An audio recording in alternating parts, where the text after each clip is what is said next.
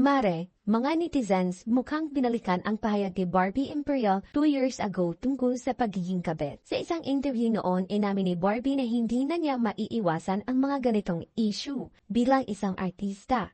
Ayon sa kanya, "Mistress, actually feeling ko naman as an artista, hindi mo talaga maiiwasan na masabihan ka na kabit ka ni ganito ganyan. Na yung mga sugar daddy, for me, no talaga as in." Dagdag pa ni Barbie Imperial, "Factor din na probinsyana yung mama ko, so parang nakakahiya if gagawin ko yon. Hindi nga ako kabit. Bakit palagi niyo akong ginagawang kabit ng mga tao?" Matatandaan na noong naghiwalay sina Carlo Aquino at Rina Candaza, pinaratangan si Barbie Imperial na siya raw ang naging kabit. Ganun din nang maghiwalay si Richard Gutierrez at Sara Labati. Naging usap-usapan din siya.